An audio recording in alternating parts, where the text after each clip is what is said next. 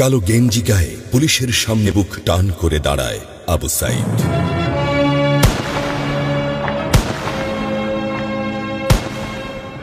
Police তাকে রক্ষা করার বদলে গুলি করে। ঠাস ঠুস কয়েকটা গুলির মধ্যে একটা গুলি লাগে তার কোমরে। খানিকটা ভাঁজ হয়ে যায় শরীর। সম্ভবত সে বুঝতে পারে নাই। ঘাড় ঘুরিয়ে কোমর দেখার চেষ্টা করে একবার, তারপর আবার আগের মতো আবার দুই হাত প্রসারিত করে সিনা টান করে দাঁড়ায়। ডান হাতে ছোট্ট একটা লাঠি।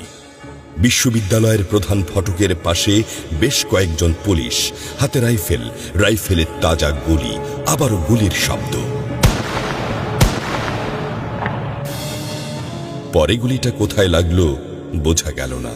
তবে আবু সাইদ টলছে। পড়বে পড়বে ভাব, কিন্তু সে সোজা হয়ে দাঁড়ানোর চেষ্টা করছে। গুলি খাওয়ার আগে ফেসবুকে তার শেষ পোস্ট ছিল, যতদিন বেঁচে আছেন মেরুদণ্ড নিয়ে বাঁচুন। সেজন্যই হয়তো গুলি খাওয়ার পরও সোজা হয়ে দাঁড়াতে চাইছিল, কিন্তু পারছিল না। আবু সাইদের মেরুদণ্ড সোজা থাকলেও শরীরটা মাটির দিকে ক্রমশ ঝুলে পড়ছিল। সবুজ জামা পরা বন্ধু এগিয়ে আসে, পুলিশের গুলির ভয় ডর পাশে রেখে আবু সাইদকে ধরে।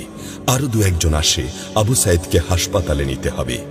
আবু সাইদ হাঁটতে পারছে না, শরীর ছেড়ে দিচ্ছে। 4-5 জন হাত পা ধরে শূন্যে তোলে। আবু সাইদ ঝুলছে আর রক্ত পড়ছে টপ টপ টপ। যে আবু সাইদ কিছুক্ষণ আগেও বুক চিতিয়ে দাঁড়িয়ে কোটা সংস্কার আন্দোলনে নেতৃত্ব দিচ্ছিল, সে এখন শূন্যে ঝুলছে, যেভাবে ঝুলছে মেধাবীদের ভাগ্য।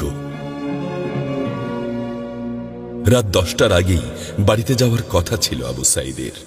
মা অপেক্ষা করছে, বোন অপেক্ষা করছে। তখনও তারা জানে না আবু সাইদের মৃত্যু সার্টিফিকেট লিখছে কর্তব্যরত doctor.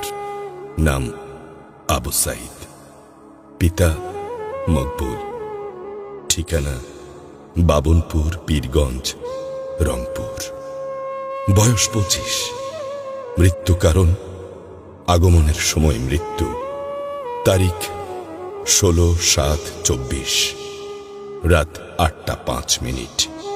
Serial number 240434, Rangpur medical college হাসপাতাল।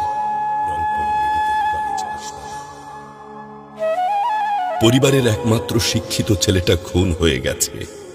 মা যখন জানল দুনিয়া কি আর ঠিক আছে তার কাছে, বিলাপ করে বলে, আমার ছেলেরে চাকরি না দিবি না দে, গুলি করলো কেন? বোন সুমি আর্তনাদ করে বলে, 3টা গুলি কেন আমারে করলো না? আবু সাইদ ফেসবুকে আরো লিখেছিল, যদি আজ শহীদ হই তবে আমার নিথর দেহটা রাজপথে ফেলে রাখবেন। ছাত্র সমাজ যখন বিজয় মিছিল নিয়ে ঘরে ফিরবে, তখন আমাকেও বিজয়ী ঘোষণা করে দাফন করবেন। একজন পরাজিতের লাশ কখনো তার মা বাবা গ্রহণ করবে না।